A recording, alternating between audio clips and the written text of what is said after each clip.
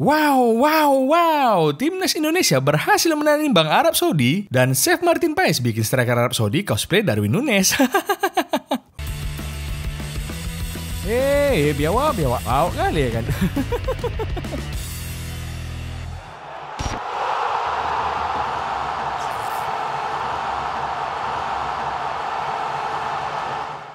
Oke kawan-kawan, hari ini aku mau cerita sedikit lah tentang hasil pertandingan ronde ketiga kualifikasi Piala Dunia Zona Asia yang baru main kemarin itu. Sebelum timnas Indonesia main lawan Arab Saudi, tim-tim lain di grup C ini udah selesai main lebih dulu. Bahrain yang dianggap sepele secara mengejutkan bisa menang 1-0 di kandang Australia. Sedangkan Jepang berhasil membantai tetangganya yaitu Cina dengan skor telak 7-0. Ngeri kali ya Jepang ini. Emang layak lah kalau mereka disebut sebagai raksasa Asia. Beda sama Cina, udah pakai jersey merah bukannya makin jago, tapi malah cosplay MU dan kebantai 7-0. Nah, pertandingan Indonesia versus Arab Saudi ini dimainkan di King Abdullah Stadium, Arab Saudi. Di pertandingan ini, Coach Sinteyong membawa 26 pemain. Pemain langganan macam Jordi Amat dan Yaakob Soyuri nggak dibawa karena cedera. Sedangkan Justin Hubner akumulasi kartu kuning dan Elkan Bagot nggak dibawa karena alasan taktik. Sebelum match ini dimulai, banyak kali orang yang prediksi timnas Indonesia bakalan kalah. Soalnya timnas Arab Saudi ini sekarang dilatih sama pelatih yang bawa timnas Italia juara Euro 2020 lalu. Emang kurasa agak susah juga ngelawan Arab Saudi ini kalau dilatih sama Mancini. Kecuali kalau Arab Saudi tadi dilatih sama Ten Hag. Nah, itu baru langsung dibantai 7-0 lah mereka sama timnas kita kurasa. Kalau nggak ngomong ampun Bang Indo kata mereka, nggak akan berhenti kita ngebantai mereka ya kan. Selain itu, beberapa pemain timnas yang muslim dikasih izin sama Coach Sinteyong buat umroh dulu sebelum main. Nah, harusnya ini bisa dicontoh sama pemain-pemain lain. Ibadah dulu sebelum main. Bukan macam MU, sebelum main Tri Tsunami Trophy, habis main langsung masuk gol lagi.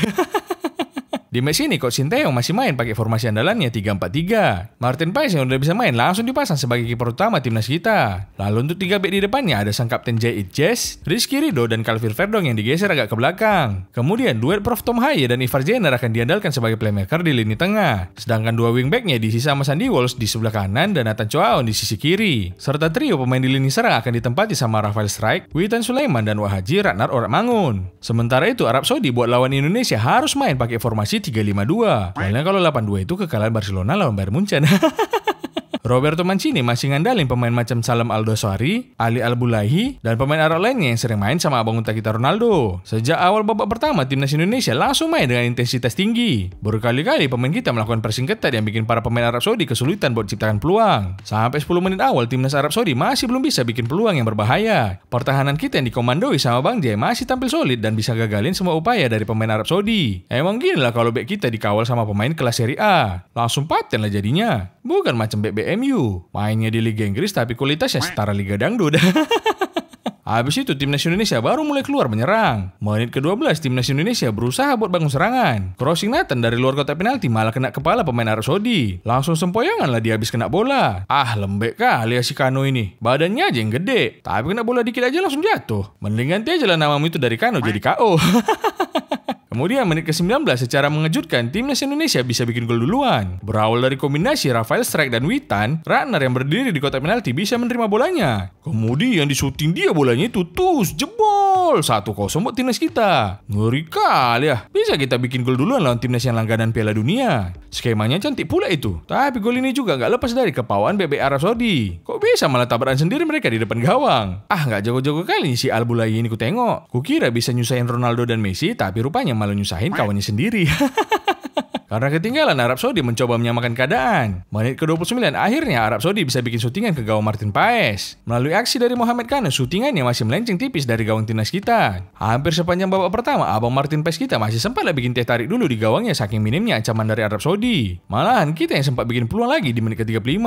Lewat kombinasi Witan dan Rafael Strijk lagi, tendangan pressing Witan dari dalam kotak penalti masih bisa ditangkap dengan gampang sama kiper Arab Saudi. Kayaknya nggak placing itu Nol. Kalau ditengok dari sudut kelengkungan bolanya, kayaknya itu namanya toser ke kiper Arab biar langsung disemes sama kipernya. Kalian pikir main poli ini biawak?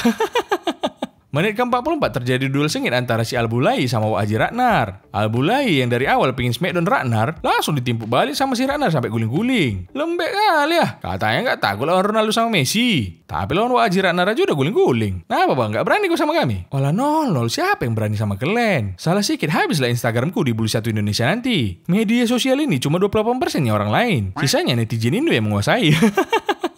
Tapi di tambahan waktu babak pertama, akhirnya Arab Saudi bisa bikin gol balasan. Tendangan Musyab Al-Juwari dari luar kotak penalti, deflect kena Calvin Verdong dan menjebol gawang Martin Paes. Skor pun balik lagi jadi imbang 1-1. Ya wajar. Deflected gini, kiper MU pun gak bisa nahannya kan.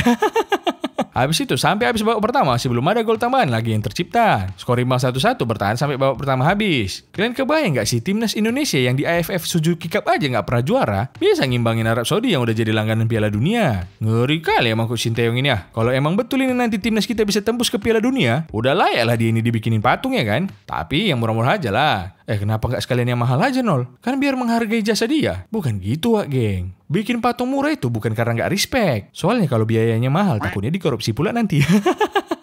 Minta desainnya nanti patung Sinteyong, tapi jadinya malah patung Kim Jong-un. Terus ditanyalah sama yang bikin proyek ya kan, kok gini klaim bikin patungnya biawak? Ini bukan Sinteyong ini, Kim Jong-un ini, weh. Udahlah, Pak. Sama-sama orang Koreanya itu.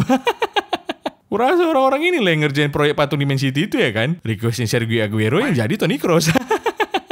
Di babak kedua, Arab Saudi mainnya lebih bagus. Berkali-kali mereka bikin peluang yang berbahaya di daerah pertahanan Indonesia. Walaupun gitu, para pemain Arab Saudi masih kesulitan buat nembus pertahanan Indonesia. Tapi menit ke-79, Martin Paes bikin blunder di kotak penalti. Paes yang mencoba buat dribble bola malah kalah cepat pula sama pemain Arab Saudi dan akhirnya bikin pelanggaran. Dan jadilah berubah dari Martin Paes jadi lawak macam Martin Braithwaite. Aduh bang, padahal tadi cantik kali lo mainmu. Kok bisa malah tiba-tiba bikin blunder? Ya kan gak sengaja itu, Nol. Tadi di babak pertama berhasil aku gocek orang ini sekali. Kan kau tengok tadi kan? Nah aku pikir ini bisa lagi. Aslinya aku pengen cosplay Newer, meskipun berujung jadi cosplay Big Four. Nengok kejadian ini langsung lemas lah semua fans timnas kita. Apalagi yang ngambil voucher penalti si Salem Aldosari, si pencetak gol kemenangan Arab Saudi lawan Argentina, dan si paling suka bikin abang unta kita gagal juara di Al Nassr. Ancang-ancangnya udah paten kali, tapi begitu ditendangnya bola. Malah kena tepis pula sama Martin Paes. Biawak. Buat si Salem Aldosari ini, ku kasih tahu kau ya. Kau itu cuman bagus pas main di klub aja, bukan di timnas. Yang bisa kau kalahkan itu Bang Dodo, bukan King Indo.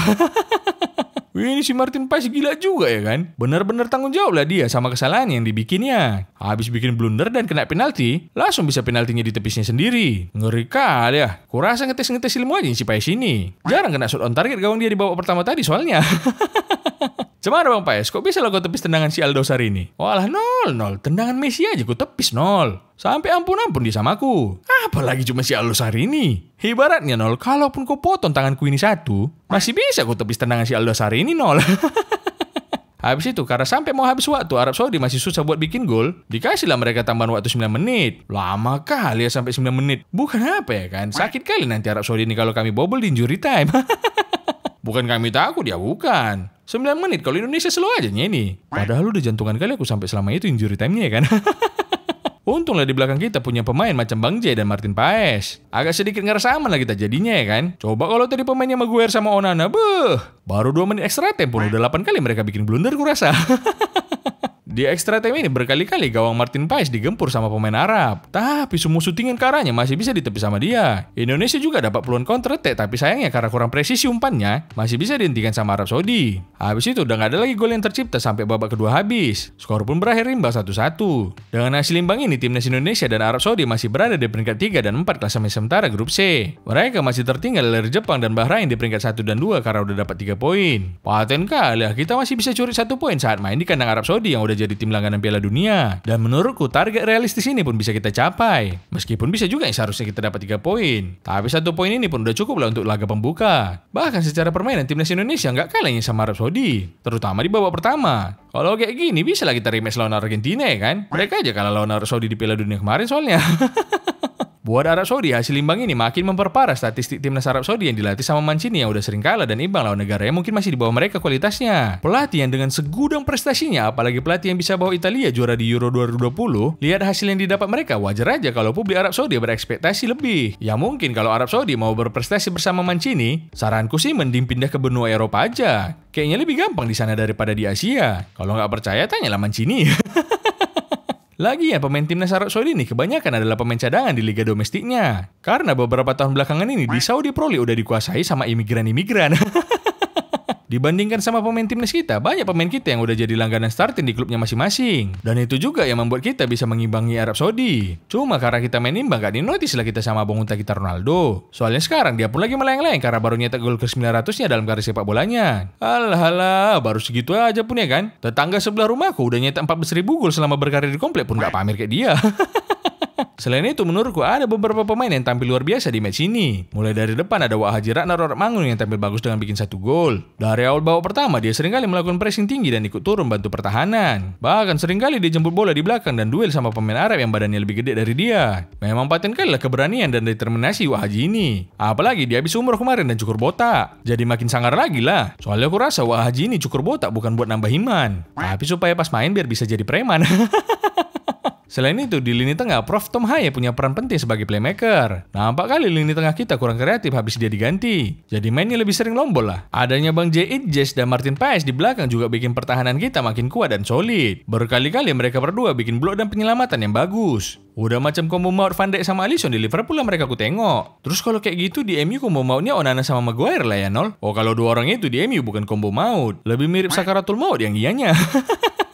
Hasil imbang di kandang Arab Saudi ini juga bisa jadi modal bagus buat timnas kita di match berikutnya. Soalnya laga berikutnya lawan Australia juga nggak gampang. Walaupun timnas U23 kita bisa menang lawan mereka di Piala Asia kemarin, tapi timnas yang senior belum pernah bisa menang lawan Australia. Cuma dengan tambahan Martin Paes dan modal hasil imbang lawan Arab Saudi, menurutku bakalan makin naik lah percaya diri timnas kita pas lawan Australia nanti. Apalagi Australia baru kalah dari Bahrain, dan itu pasti menambah tekanan buat mereka, yang mungkin bisa kita manfaatkan untuk makin menterpurukkan mental mereka. Semoga lah kita bisa mendapat hasil yang maksimal di laga lawan Australia nanti ya kan. Lagian bukan apa ya kan. Sebetulnya bisa aja kita menang lawan Arab Saudi kemarin. Sengaja aja itu kita bikin imbang. Kenapa pula nyari imbang nol? Ya iyalah kalau timnas Indonesia kita menang malah dikurangi pula nanti kuota haji kita sama mereka.